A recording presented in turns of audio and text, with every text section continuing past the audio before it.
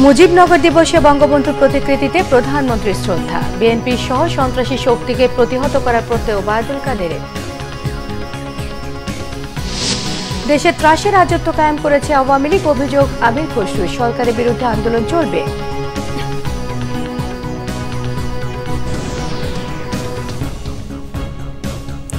দেখছিলেন বিআরবি কেবল সংবাদ শিরোনাম, এবারে বিস্তারিত। ঐতিহাসিক মুজিবনগর দিবসে জাতির পিতা বঙ্গবন্ধু শেখ মুজিবুর রহমানের প্রতিকৃতিতে শ্রদ্ধা নিবেদন করেন প্রধানমন্ত্রী শেখ হাসিনা। সকালে ধানমন্ডি ৩২ নম্বরে বঙ্গবন্ধু স্মৃতি জাদুঘরের সামনে বঙ্গবন্ধু প্রতিকৃতিতে ফুল দিয়ে শ্রদ্ধা জানান প্রধানমন্ত্রী। পুষ্পস্তবক অর্পণের পর প্রধানমন্ত্রী শেখ হাসিনা কিছুক্ষণ নীরবে দাঁড়িয়ে থাকেন। পরে আওয়ামী লীগ নেতাকর্মীদের নিয়ে দলের পক্ষ থেকে ফুল দিয়ে শ্রদ্ধা জানান তিনি। প্রধানমন্ত্রীর শ্রদ্ধা নিবেদন শেষে আওয়ামী লীগের সহযোগী সংগঠনের নেতাকর্মীরাও বঙ্গবন্ধুর প্রতিকৃতিতে ফুল দিয়ে শ্রদ্ধা জানান। শ্রদ্ধা নিবেদন শেষে গণমাধ্যম কর্মীদের সঙ্গে কথা বলেন আওয়ামী লীগের সাধারণ সম্পাদক ওবায়দুল কাদের। বলেন, বিজয়কে সুসংহত করার জন্য বিএনপির মতো সাম্প্রদায়িক অপশক্তিকে মুক্তিযুদ্ধের চেতনায় প্রতিহত করতে হবে।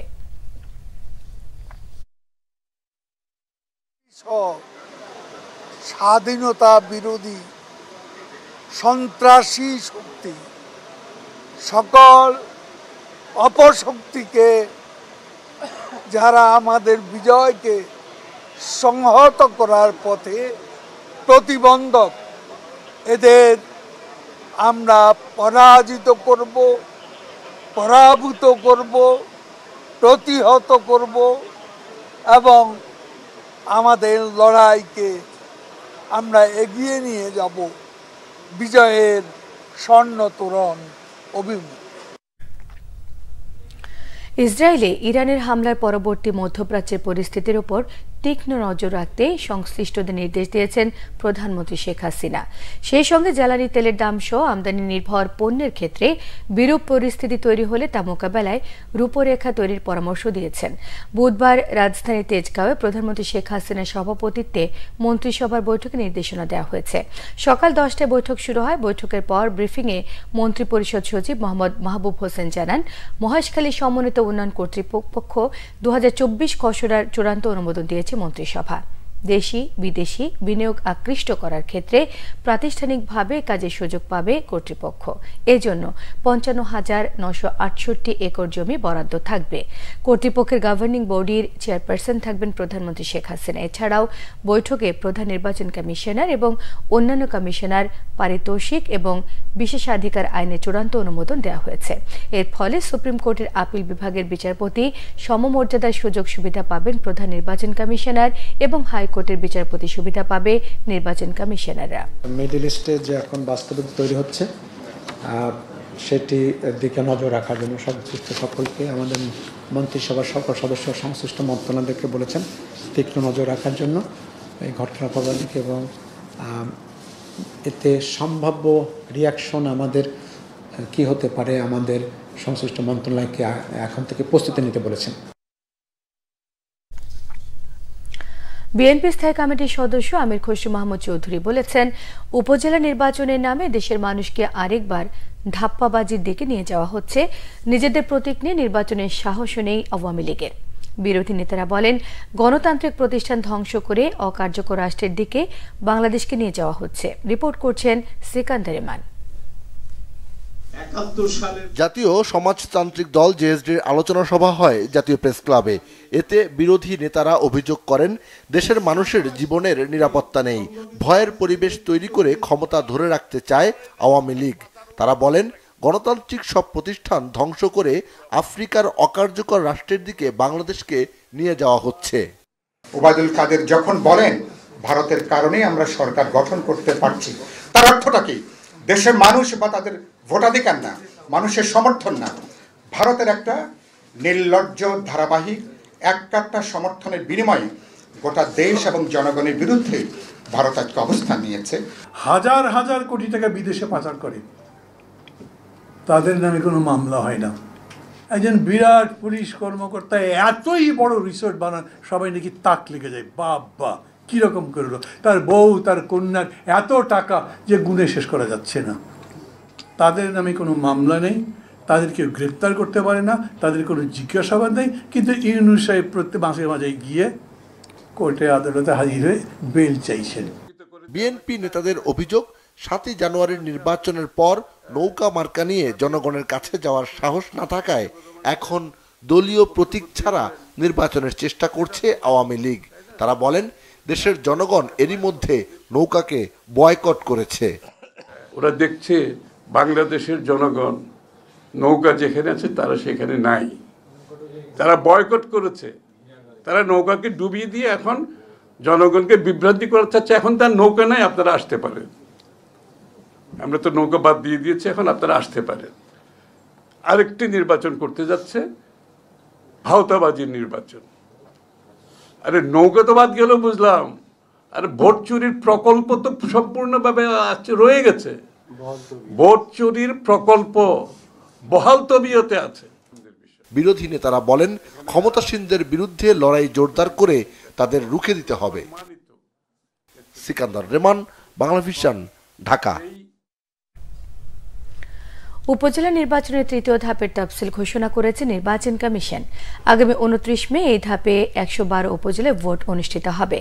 রাজধানীর আগারগাঁও নির্বাচন কমিশন ভবনে অনুষ্ঠিত সভায় এই তফসিল চূড়ান্ত করে ইসি।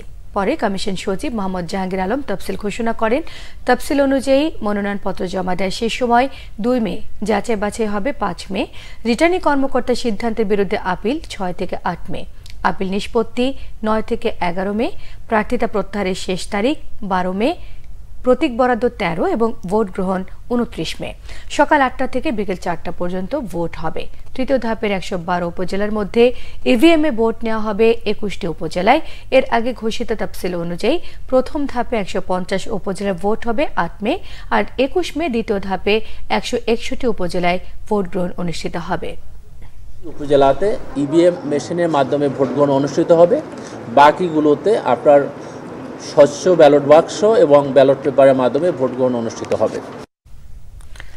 জাতীয় অভিযোজন পরিকল্পনা বা ন্যাপ নিয়ে দেশে প্রথমবারের মতো আন্তর্জাতিক কনফারেন্সের আয়োজন করেছে পরিবেশ, বন এবং জলবায়ু পরিবর্তন মন্ত্রণালয়। আগামী 22 থেকে 25 এপ্রিল এই কনফারেন্স অনুষ্ঠিত হবে। এই উপলক্ষে আয়োজিত সংবাদ সম্মেলনে মন্ত্রী সাবের হোসেন চৌধুরী জানান, ন্যাপ গৃহীত ব্যবস্থাপনায় 2050 সালের মধ্যে $230 মিলিয়ন ব্যয় হবে। এর মাধ্যমে 113টি অগ্রাধিকারমূলক কার্যক্রম বাস্তবায়ন করা হবে বলে তিনি জানান। মন্ত্রী জানান, যেসব কর্মসূচি নেওয়া হচ্ছে তা বাস্তবায়ন চ্যালেঞ্জ হবে বাংলাদেশের জন্য, তবে জলবায়ু পরিবর্তন প্রভাব মোকাবেলায় অভিযোজন পরিকল্পনা বাস্তবায়নের বিকল্প নেই। জানানো হয়েছে, কনফারেন্সে 104টি দেশের 383 জন প্রতিনিধি অংশ নেবেন। এর মধ্যে 53টি দেশের অভিযোজন পরিকল্পনা প্রস্তাবনা জমা পড়েছে। সাংবাদিকদের প্রশ্নের জবাবে তিনি জানান, অর্থায়নের বিষয়ে সবসময় আলোচনা চলছে। এক্ষেত্রে উন্নয়ন সহযোগীদের একই প্ল্যাটফর্মে আনার চেষ্টা থাকবে। জানান, যারা দূষণের জন্য দায়ী তাদের অর্থায়ন করার কথা থাকলেও সেটি সঠিকভাবে হচ্ছে না। বঙ্গবন্ধু শেখ মুজিবুর রহমান, প্রধানমন্ত্রী শেখ হাসিনা এবং বঙ্গবন্ধু ভ্রাতুষ্পুত্র শেখ হেলালের ছবি অবমাননার প্রতিবাদে খুলনায় মানববন্ধন করেছে খানজাহান আলী থানা আওয়ামী লীগ। বুধবার বিকেলে এই কর্মসূচিতে বক্তারা হুঁশিয়ারি দেন, আওয়ামী লীগের মধ্যে ঘাপটি মেরে থাকা একটি চক্র অবমাননার ঘটনা ঘটিয়েছে। তাদের বিরুদ্ধে কঠোর ব্যবস্থা নেওয়ার দাবি জানানো হয়। বক্তারা জানান, স্বেচ্ছাসেবক লীগ নেতা ফয়সাল হোসেন বঙ্গবন্ধু, প্রধানমন্ত্রী এবং শেখ হেলাল উদ্দিনের ছবি সম্বলিত ব্যানার ফুলবাড়ি গেট এলাকায় টানালে স্থানীয় যুবলীগের একটি গ্রুপ তা পা দিয়ে মারিয়ে ভেঙে ফেলে। এই ঘটনায় সোমবার আরংঘাটা থানায় একটি মামলা হয়েছে বলেও জানিয়েছেন তারা। খেলার খবর।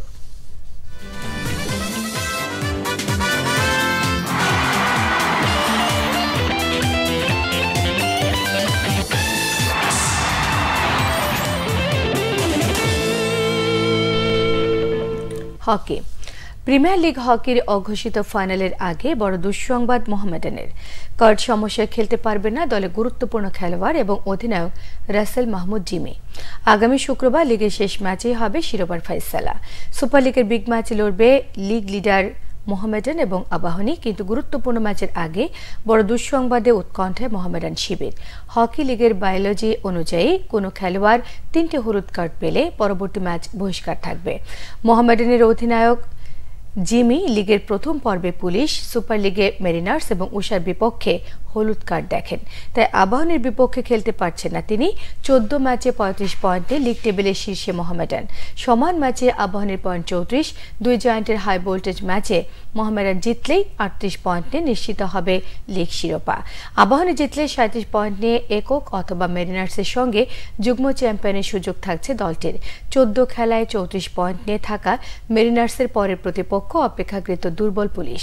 ম্যাচটি জিতলে মেরিনার্সেরও পয়েন্ট হবে 37, তবে পয়েন্ট হারালে শিরোপা যাবে আবাহনীর ঘরে। হিসেবের অঙ্কে মোহামেডান এবং আবাহনী ম্যাচ ড্র হলে একক চ্যাম্পিয়নের গৌরব অর্জন করবে মেরিনার্স। প্রথম বাংলাদেশি হিসেবে মালয়েশিয়ার ঐতিহ্যবাহী আজলান শাহ কাপ হকিতে আম্পায়ারিং নিয়ে বেশ রোমাঞ্চিত আন্তর্জাতিক হকি ফেডারেশনের এলিট প্যানেলের আম্পায়ার সেলিম লাকি। টুর্নামেন্টে দিতে চান নিজের মেধা এবং দক্ষতার পরিচয়, বয়ে আনতে চান দেশের জন্য গৌরব। রিপোর্ট করছেন মানিক মাহমুদ। বাংলাদেশের হকি আম্পায়ারিংয়ে উজ্জ্বল নক্ষত্র সেলিম লাকি। ঘরোয়া আম্পায়ারিংয়ের গণ্ডি পেরিয়ে আন্তর্জাতিক ম্যাচে আম্পায়ারিংয়ের সাফল্য অর্জন করেছেন তিনি। 2012 সালের এপ্রিলে আন্তর্জাতিক ম্যাচে আম্পায়ারিং শুরু করা লাকি এরই মধ্যে বেশ কয়েকবার এশিয়ার ভারত পাকিস্তান ম্যাচ পরিচালনা করেছেন। আফ্রিকা, ইউরোপের বিভিন্ন ম্যাচেও আম্পায়ারিং করছেন নিয়মিত। এবার নিরপেক্ষ আম্পায়ার হিসেবে নতুন ইতিহাস করতে যাচ্ছেন লাকি। প্রথম ও একমাত্র বাংলাদেশি হিসেবে মালয়েশিয়ার সুলতান আজলান শাহ কাপ টুর্নামেন্টে আম্পায়ারিংয়ের প্রস্তাব পেয়েছেন তিনি। মালয়েশিয়ার ইপোতে আগামী 4 থেকে 11 মে হবে টুর্নামেন্টটি।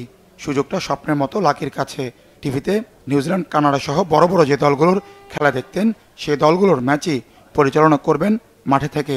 আসলে অ্যাচিভমেন্ট কার না ভাল লাগে, সবারই ভাল লাগে। তার মধ্যে যদি প্রথম বাংলাদেশি হিসেবে যদি 50টা ম্যাচ করা অ্যাচিভমেন্ট যদি হয়, তাহলে অবভিয়াসলি প্রাউড ফিল। সারা জীবন হকি যতদিন থাকবে ততদিন এই নামটা থাকবে।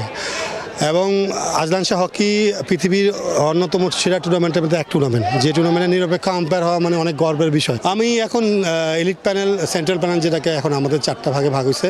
এখন লিডিং প্যানেল যেটা ওয়ার্ল্ড প্যানেল, এখন এখান থেকে ওয়ার্ল্ড প্যানেলে সব টুর্নামেন্টই করতে পারবো। যেমন আজলান সাথে আপনার নিউজিল্যান্ড, কানাডা, মালয়েশিয়া, কোরিয়া, জাপানের মতো টিম খেলবে। তো আমি কখনো নিউজিল্যান্ডের ম্যাচ করিনি, টিভিতে দেখছি। কখনো কানাডার ম্যাচ করিনি। এটা স্বপ্ন, এটা ড্রিম যে আমি এই টুর্নামেন্টে পার্টিসিপেট কোর্স করতে গিয়েছিলাম, এখন আম্পায়ারিং করতেছি। এটা আমার জন্য অনেক বড় পাওয়া। সেলিম লাকি আন্তর্জাতিক অঙ্গনে প্রতিষ্ঠিত আম্পায়ার, অথচ ঘরোয়া পর্যায়ে তেমন কদর নেই। লিগে খেলোয়াড় ও ক্লাব কর্মকর্তারা তার সিদ্ধান্ত মানতে অনীহা প্রকাশ করে। এবারের লিগেও আনা হয়েছে বিদেশি আম্পায়ার, অথচ তাদের মান সেলিম লাকির চেয়ে তেমন উন্নত নয়। সেলিম লাকি আন্তর্জাতিক এলিট আম্পায়ার। চলমান লিগে প্রতি ম্যাচে সম্মানী পাচ্ছেন মাত্র $2,500 টাকা, অথচ মান নিয়ে প্রশ্নবিদ্ধ বিদেশিরা প্রতি ম্যাচে পান $35, অর্থাৎ প্রায় 4,000 টাকা, পাশাপাশি আবাসন ও অন্যান্য সুযোগ সুবিধা। সেলিম লাকির আক্ষেপ, বিদেশি টুর্নামেন্টে আম্পায়ারিংয়ের জন্য যেতে হয় নিজ খরচে। দেশীয় আম্পায়ারদের সহযোগিতায় আর্থিক সমস্যার অজুহাত দাঁড় করায় ফেডারেশন। অবমূল্যায়ন ও বৈষম্য নিয়ে হতাশা লাকির কণ্ঠে। আমাদের ফেডারেশনে সবসময় দেখে আসছি আম্পায়ারদের ব্যাপারে যদি কোনো কথা বা জাজদের ব্যাপারে বলা হয়, আমাদের সবসময় ফাইন্যান্সিয়াল প্রবলেম দেখা দেয়। তো আপনি হকি, আমরাও তো দেশের জন্য কাজ করতেছি। যদি এখন আপনারা যদি আমাদেরকে সুযোগ সুবিধা না করে দেন, তাহলে আমরা কীভাবে অর্জনটা নিয়ে আসবো? আজকে দেখেন নিজের টাকা দিয়ে যাচ্ছি আমরা বিদেশে ট্যুর করার জন্য। কেন আমি নিজের টাকা দিয়ে যাব, যেখানে আমাকে চিঠিতে লেখাই আছে যে এশিয়ান হকি ফেডারেশন বা এফআইএস বলে দিছে যে তোমার আম্পায়ারের খরচ তোমার নিজের হকি ফেডারেশনে। তা আমাদের টাকাটা কবে হবে ফেডারেশন যে আমরা সেই সুযোগ সুবিধাটা পাবো? আজকে দেখেন আমরা যদি দেশের সাথে যদি কোনো টুর্নামেন্ট হয়, সেখানেও দেখা যাচ্ছে যে এখন বাধা দিচ্ছে যে আম্পায়ার নিজের টাকা দিয়ে যাবে। কেন আমরা কি দেশের জন্য অর্জন করতেছি না? দেশের জন্য কোনো কিছু আনতেছি না? আজকে আমার আম্পায়ারকে ওয়ার্ল্ড প্যানেলে যাচ্ছে না, আর একটা ধাপ বাকি ওয়ার্ল্ড প্যানেল যাওয়ার জন্য। আনঅফিসিয়ালি তাদের যে কর্মকাণ্ড, টিমগুলোর যে সমস্যা, সেটা কিন্তু মাঠে ক্রিয়েট হচ্ছে, যে কারণে কিন্তু খেলা বন্ধ করে দিতে হচ্ছে আমাদের। তো এটার জন্য আমি ইখতিয়ার, আমরা মাঠে তো খেলা শুরু করতে পারি না, কারণ টিম মাঠ পরিষ্কার না হওয়া পর্যন্ত খেলা কীভাবে শুরু করবো? অনেকে অনেক কথা বলে, অনেকে অনেক কথা বলে যায়, কিন্তু মাঠে যে থাকে সে বোঝে যে কত ধারে কত চাল। কারণ আমি খেলা শুরু করে দিলাম, একটা অকারেন্স হয়ে গেল, তখন তো পুরো দায়িত্ব লাকির উপরে এবং আর যে আম্পায়ার আছে তার উপর যাবে। কিন্তু মাঠে অকারেন্স কারা করতেছে? ক্লাব কর্মকর্তারা করতেছে, টিম প্লেয়াররা করতেছে। আম্পায়ারদের দ্বারা কি কোনো ভুল হচ্ছে? তারপরও সেলিম লাকির মতে লিগটা নিয়মিত হলে উপকৃত হবে দেশীয় আম্পায়াররা। শাহবাজ, পিয়ালদের মতো প্রতিভাবান বেশ কয়েকজন নতুন আম্পায়ার উঠে আসবে আন্তর্জাতিক এলিট প্যানেলে, আশা করছেন লাকি। আমাদের লিগটা রেগুলার হোক, এবং আরেকটা জিনিস, আমাদের লিগ খেলাগুলোও কিন্তু প্রায় 2-2.5 বছর পরে হচ্ছে, যে কারণে আমাদের নতুনত্ব কিছু আছে যেগুলো আমরা ইমপ্লিমেন্ট যখন করি তারা অনেক ক্লাবগুলো, অফিসিয়ালগুলো জানে না। তো সেই জন্য রেগুলারিটি মাঠে রাখতে হবে, স্পন্সর আসতে হবে, যেভাবে বাংলাদেশ টিমকে সহযোগিতা করা হয়, আমাদের ক্লাব কর্মকর্তাকে আম্পায়ারদেরকে সহযোগিতা করার জন্য অনুরোধ করছি ফেডারেশনকে। এখন আমাদের শাহবাজ আমার পরে আছে, শাহবাজের পরে পিয়াল যেহেতু ইন্টারন্যাশনাল চেষ্টা করতেছে, এখনো হয় নাই। রনি আছে ইন্টারন্যাশনালের জন্য চেষ্টা করতেছে, লিটন যাবে হয়তো বা আপকামিং সিঙ্গাপুরে জুনিয়র এশিয়া কাপে। তো এখান থেকে দেখি কতগুলো নতুন আম্পায়ার আসে, আমরা বুস্ট আপ করার চেষ্টা করব। দেশে বিদেশে সেলিম লাকির আন্তর্জাতিক আম্পায়ার হিসেবে ম্যাচ পরিচালনার সংখ্যা 47টি, আর 3টি ম্যাচ পরিচালনা করলেই 50 ম্যাচের মাইলফলক স্পর্শ করবেন তিনি। Manik Mahmud, Bangla Vision, Dhaka. Asia Cup আয়োজনের সুযোগ হারাচ্ছে ভারত এবং পাকিস্তান। মূলত রাজনৈতিক বৈরতার কারণে এই দুই দেশকে এশিয়ান ক্রিকেটের সেরা উৎসব এশিয়া কাপের আয়োজক দেশের তালিকা থেকে বাদ দেওয়ার পরিকল্পনা করছে এসিসি। এশিয়ান ক্রিকেটের প্রধান দুই দেশ ভারত এবং পাকিস্তান, তাই এশিয়া কাপ আয়োজনে এই দুই দেশকে প্রাধান্য দেওয়া হতো, কিন্তু রাজনৈতিক বৈরতায় এই দুই চিরপ্রতিদ্বন্দ্বী দেশের একটি স্বাগতিক মর্যাদা পেলে অন্য দেশ সেখানে খেলতে না যাওয়ায় বারবার হোঁচট খাচ্ছে এশিয়া কাপ আয়োজন। সর্বশেষ টুর্নামেন্টে পাকিস্তান স্বাগতিক হলেও ভারতের আপত্তির মুখে হাইব্রিড মডেলে টুর্নামেন্টের ফাইনাল শো 9টি ম্যাচ হয়েছে শ্রীলঙ্কায়, আর আয়োজন হয়েও পাকিস্তানে ম্যাচ অনুষ্ঠিত হয়েছে মাত্র 4টি। আবার ভারত স্বাগতিক হলে পাকিস্তানের আপত্তির কারণে সেই টুর্নামেন্ট হয়েছে দুবাইতে। তাই ভবিষ্যতে এই দু দেশের কারণে এশিয়া কাপ আয়োজন যেন বাধাগ্রস্ত না হয়, সেজন্য ভারত এবং পাকিস্তানকে বাদ দিয়েই এশিয়া কাপের স্বাগতিক দেশ বেছে নেওয়ার পরিকল্পনা করা হয়েছে। সেক্ষেত্রে আয়োজক হিসেবে গুরুত্ব বাড়ছে বাংলাদেশ এবং শ্রীলঙ্কার। আগামী মাসেই পরবর্তী 4 থেকে 8 বছরের জন্য এশিয়া কাপের টিভি রাইটার্সদের বিট করার পরিকল্পনা করতে যাচ্ছে এসিসি। সেখানে আয়োজক নির্ধারণ নিয়েও হবে সিদ্ধান্ত। পরবর্তী 8 বছরে এশিয়া কাপের 4টি আসর হবে, যার 2টি ওয়ানডে এবং 2টি টি20 ফরম্যাটে। এই 4টি টুর্নামেন্টের স্বাগতিক নির্ধারণে বাংলাদেশ, শ্রীলঙ্কা, সংযুক্ত আরব আমিরাত এবং ওমানকে গুরুত্ব দেওয়া হবে। এশিয়া কাপের পরের 4টি আসরের জন্য টিভি স্বত্ব চুক্তি ছিল প্রায় $80 মিলিয়ন। এবার তা আরও বৃদ্ধির পরিকল্পনা নিয়েছে এসিসি। আইপিএলের খেলোয়াড়রা মুস্তাফিজের কাছ থেকে শিখবে। এই টুর্নামেন্ট থেকে ওর আর শেখার কিছু নেই মনে করছেন বিসিবির ক্রিকেট অপারেশনস কমিটির চেয়ারম্যান জালাল ইউনুস। তিনি জানান, শুধু জিম্বাবুয়ের বিপক্ষে সিরিজে খেলার জন্যই নয়, মুস্তাফিজকে দেশে ফেরানো হচ্ছে তার ওয়ার্কলোডের কথা ভেবে। মুস্তাফিজের দল চেন্নাই সুপার কিংসের অনুরোধে আগামী 1 মে আইপিএলে ম্যাচ খেলার পর জাতীয় দলের সঙ্গে যোগ দেবেন মুস্তাফিজ। মুস্তাফিজকে আমরা 1 তারিখ পর্যন্ত খেলতে দিচ্ছি। 1 তারিখে, 2 তারিখে হিল বি হিয়ার, 3 তারিখ থেকে হিল বি অ্যাভেলেবল। এটা মানে জিম্বাবুয়ে সিরিজের চেয়ে যদি আইপিএলে মুস্তাফিজ খেলতো আমাদের জন্য ভালো হতো নাকি? মানে কি ভালো হইতো কোন দিক দিয়ে? ভালো ডেফিনেটলি আইপিএলের যে মানে সার্কামস্ট্যান্সেস, ওখানে যে টিম এনভায়রনমেন্ট। মুস্তাফিজকে আইপিএলে খেলে এখনো শেখার কিছু নাই। মুস্তাফিজের লার্নিং প্রসেস ওভার। বরঞ্চ মুস্তাফিজের থেকে শিখতে পারে ওইখানে আইপিএলে অনেক প্লেয়াররা। এতে বাংলাদেশের কোনো বেনিফিট হবে না। এটা মুস্তাফিজের কাছে থেকে অন্যদের বেনিফিট হবে। আর খালি নট অনলি যে ওইখানে আইপিএল খেলাটা, তারা মনে হয় আপনাদের কাছে 4 ওভারের খেলা, কিন্তু এটা জানেন কত ধকল নিতে হয়। রাত্রের বেলাও কিন্তু তাদের ট্রাভেল করতে হয়। খেলা শেষে গিয়ে রাত 1টার সময় এয়ারপোর্টে ঘুমিয়ে থেকে তাদের ট্রাভেল করতে হয়। অনেক কষ্ট। আমাদের কনসার্ন হচ্ছে মুস্তাফিজের হেলথ, তার ফিটনেস। আমরা ওইখানে তারা চাইবে তারা 100% তার থেকে নেওয়ার জন্য। তার ফিটনেসের দিকে কিন্তু তাদের কোনো মাথা ব্যথা নাই, কিন্তু আমাদের আছে। আমরা মুস্তাফিজকে এখানে ব্যাক করানোর কারণটা খালি জিম্বাবুয়ে সিরিজে খেলানোর জন্য না। আমরা জিম্বাবুয়ে সিরিজে তাকে ওয়ার্কলোড দিয়ে আমরা খেলাবো। এখানে আনলে তাকে ওয়ার্কলোড দিয়ে আমরা কিন্তু তাকে প্ল্যান দিব, কিন্তু আইপিএলে থাকলে সে প্ল্যান হবে না।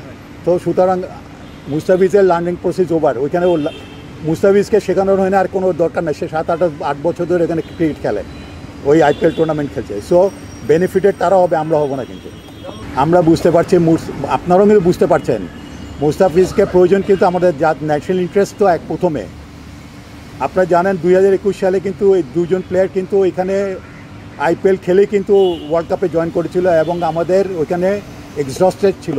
তারাও বলেছে দে ওয়্যার এক্সস্টেড। আমরা ওরকম সিচুয়েশন করতে চাই না। মুস্তাফিজকে দেশে ফিরানো মানেই যে আমরা জিম্বাবুয়ে সিরিজ দিয়ে খেলাবো তা না। তাকে ওয়ার্কলোড দিব, প্রেশার কমাবো, দলের সাথে থাকবে, আন্ডারস্ট্যান্ডিং থাকবে। একটা ওয়ার্ল্ড কাপ একটা বড় ইভেন্টে যাচ্ছে, ইভেন্টের আগে যাতে প্লেয়ারদের সাথে একসাথে থাকতে পারে, যেতে পারে। কারণ তারপরে গিয়ে কিন্তু এই মে মাসে কিন্তু আমাদের খেলা শুরু হয়ে যাবে 3টা ইউএসের সাথে। তো তাকে তো এখানে অ্যাক্লামেটাইজ করতে হবে নিজেকে। তো তাকে যাওয়ার আগে তো তাকে he has to be fit. Physically fit, exhausted হয়ে গেলে তো সে তো ডেলিভার করবে না, তাহলে আমার কি দরকার? আই নিড হিম, আমাকে তো সে যাতে ফ্রেশ মুস্তাফিজ চাই, এক্সস্টেড মুস্তাফিজ চাই না আমরা। সংবাদ শেষ করব বিআরবি কেবল শিরোনামগুলো আরো একবার জানিয়ে দিয়ে। মুজিবনগর দিবসে বঙ্গবন্ধু প্রতিকৃতিতে প্রধানমন্ত্রীর শ্রদ্ধা, বিএনপি সহ সন্ত্রাসী শক্তিকে প্রতিহত করার প্রত্যয় ওবায়দুল কাদেরের।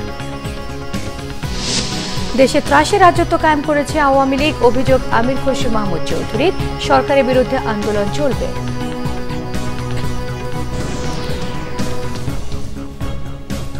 এই ছিল এখনকার মতো, পরের সংবাদ রাত 1টায় দেখার আমন্ত্রণ রইল। এছাড়া বাংলাদেশের সংবাদ ও সংবাদ সংশ্লিষ্ট অনুষ্ঠান দেখতে ভিজিট করুন www.bbnews24.com, facebook.com/বাংলাদেশের-নিউজে সাবস্ক্রাইবও করতে পারেন, youtube.com/বাংলাদেশের-নিউজের। সঙ্গে থাকায় সবাইকে ধন্যবাদ।